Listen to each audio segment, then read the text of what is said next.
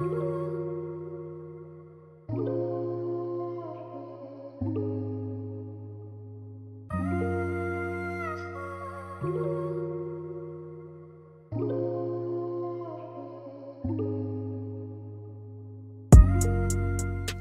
up, everyone? It's Shanice, aka Yachana Irie. I know, the name that nobody calls me by. And we are here for the second episode of the Healthy Hair, Healthy Body series. Thank you for joining me again. And it is time to get right into it. If you haven't seen the first episode yet, make sure that you go ahead and click the link in the cards right here because you need to catch up. Like, you missed out on the whole introduction, who I am, why I'm doing this, and basically a nice little scientific breakdown of your hair, your scalp, and just the facts that you need to know in order to help you understand why the rest of this information is important, okay?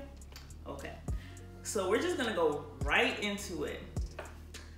To reiterate some points from the first episode, your body's got priorities and your hair is not one of them, okay? So what does that mean? Your body don't care about your hair. No, I'm kidding. It's just the last to receive the nutrients, all right? That's one. Two, we broke down a few important structures from the hair strand and your scalp, and that will be necessary for today's tip, the whole theme of today's episode. And what is that theme? Circulation. Circulation equals gratification. You're gonna be happier if your blood is circulating better. All right, so poor circulation actually weakens the hair follicle. If you remember from the first episode, every follicle has its own blood vessel that's right by it. And so if you have poor circulation, that follicle is not getting the nutrients needed to help build strong hair strands because the hair bulb won't be able to receive the nutrients as well. So there's that. Now, how can we improve our circulation? We're gonna get into it. Like, how can we improve our circulation? Let me know how you have worked to improve your circulation in the past, and let me know if it did something, if it didn't do anything, if you saw some results. I would like to know because maybe that's one of my tips, you know? So everyone can talk about it in the comments and just let me know what worked for you. So how exactly can we increase our circulation? Exercise, of course, is the main way that we can increase our circulation. It will help with our body's overall blood flow and nutrient delivery. And of course, you know, there are many other benefits to exercise. I don't need to name them here for you because this video is mostly about hair. But exercise is important for your body, for your heart, and we as a community need more of it because guess what? The #1 killer within the Black community is heart disease, or like cardiovascular diseases. So you guys, we need a healthier heart. Get that exercise in. Whether that means you're adding in 10 to 15-minute walks during the day, if you live in an apartment, running up the stairs, or if you're like me, you don't like to run, taking steps. Like, I would skip steps on the stairs, and that actually gets your heart beating faster and is actually getting you doing more cardio. So even when I used to go to the gym and I'd be on the Stairmaster, I would skip steps and that would actually increase my heart rate. So doing simple things like that are great for your heart, great for your body, and also just great for your hair. If you're trying to grow your hair, you'll help improve the circulation. And blood flow, or circulation, is basically the carrying of the nutrients, like I said before, right? So if you want more nutrients to be carried up to your scalp, you got to get the blood pumping. It's working against gravity, okay? So exercise, all right? The second tip, scalp massages, okay? I know you might see people make little hints at scalp massages and stuff and how nice it feels, but honestly and truly, it is really great for improving circulation in your scalp. So there was a study on Japanese men ages 25 to 46 who had no previous balding that showed that scalp massages actually improved their hair thickness.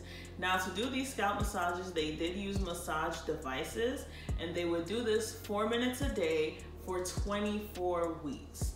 And in intervals, the researchers would go ahead and measure their hair growth and the hair strand thickness. So they noticed that over time, there was improved thickness within the hair strands because of the massage. And they did it on the person's head. So the control was hair on one part of the head, and then the experimental side was the part where they were massaging. So yes, do those scalp massages, y'all. Like, we definitely need the massages. It really helps. And it actually showed, like the study proved, that the physical scalp massage caused a change in gene expression of the cells. Ain't that crazy? So the skin cells actually had an upregulation or an increase of certain genes and then a decrease in other genes that caused that change in hair thickness. So you guys, come on, you gotta help your hair get healthy. And it's just easy to do a little, you know, a little rub, a little, nothing crazy, nothing wild, just nice little rub on your hair. And then also a tip that I give all of my clients too is when you do scalp massages, especially while you're washing out your conditioner, you have to make sure you run your fingers down your hair strand. Why? Because your sebum will coat your hair, and sebum is the natural oil that your scalp, well, your skin overall produces. And so that is really important. It has everything your hair needs. I believe in a lot of, you know, natural products doing the thing. Well, use the natural oil your scalp makes. Run it down your hair strand and then put your other products on top of it. Trust me, you will see a difference. I have seen a difference, and I've been doing this all the time since I've been cutting off my hair. It makes a difference. Now, something else that also increases circulation is brushing your hair. So brushing your hair actually also stimulates the blood vessels in your scalp. That same like rubbing motion causing the stretching on your scalp stimulates the blood vessels. So that again improves your circulation and can help with your hair growth.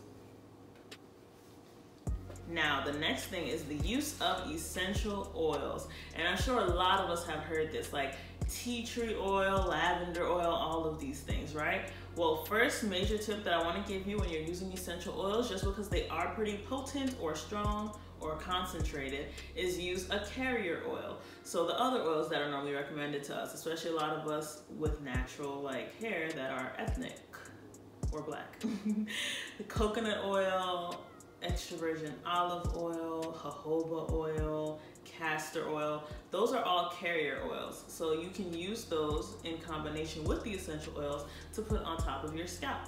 So the first essential oil that I'm going to tell you guys about, which I didn't even really hear about until I did the research for this video, is Cedar Wood Oil or Cedar Oil.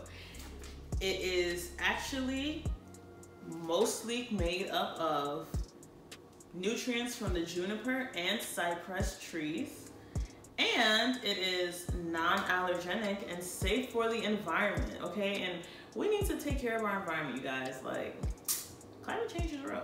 So cedar oil, great essential oil to use, and it's safe to use around animals and, you know, different people and stuff. It won't cause any allergic reactions, so definitely check that out.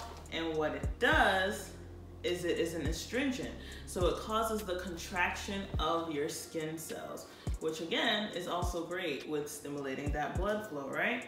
And it is a natural pesticide. So it blocks against any little, you know, pest that might be in your scalp. You guys know there are small things that we can't see. So again, something else that's great for the health of your scalp. Healthy scalp, healthy hair, healthy body, all of it all the way around. Another essential oil is rosemary oil. So a lot of you might have already heard of this before, but rosemary oil is also great because it dilates the blood vessels and it helps stimulate the multiplication of your cells, or helps promote cell division. So more cells that are multiplying in that hair bulb leads to faster hair growth, because that is what's coming out of your scalp after. All right, another one is tea tree oil, as most of us have probably heard of. And tea tree oil is like anti-everything, antimicrobial, antifungal, antibacterial, and it helps regulate overactive sebaceous glands. So those are the glands that are in your follicles that produce the sebum that I was talking about. It is good for your hair, but when you have too much of it, then it can be bad, like too much of anything. And that's when you start to see like dandruff and stuff like that. Sometimes dandruff isn't just dry scalp, it can also be too much oil on your scalp, which causes the buildup, and then that makes your skin flake. All comes full circle. Not enough, too much. That's why we need a good balance, okay? So making sure that we have that balance by using essential oils like tea tree oil can help us out with that, because now our scalp won't be overproducing that sebum, which is good for our hair, but just not too much of it. And because it's antifungal, antimicrobial, antiviral, all of that good stuff, it also helps remove all of those really minute organisms from our scalp that could be blocking our hair from growing in a healthy way. So get you guys some tea tree oil. And if tea tree oil is too strong for you, because that thing is strong, if it's too strong for you, you can use lavender oil. Lavender oil is also antimicrobial, but not as strong as tea tree oil. So again, mix these essential oils with a carrier oil like coconut, extra virgin olive oil, castor oil, or jojoba oil before putting it on your scalp. But definitely put it on your scalp after you've washed your hair and your hair shaft and your follicles have opened up a little from the steam of your shower, of whatever water you're using, okay? Yes, all right. And last pro tip, since we're talking about scalp health, get you a little apple cider vinegar sometimes and massage it into your scalp, or do like an ACV rinse, and that will really help with your scalp as well, because it does restore the pH balance in your scalp. All right, so that is the end of my tips for this particular episode. I hope that you found something in here useful and that you incorporate it into your daily, weekly, monthly routine. And definitely let me know if you found anything in this useful and what you think that you might change in your routine. Put it down in the comments and I can definitely reply to you. I hope that you guys enjoyed this episode of Healthy Hair, Healthy Body, and if you aren't subscribed yet, make sure you subscribe, turn on your post notifications so you can be alerted when I post the next episode of this series. All the best. Bye.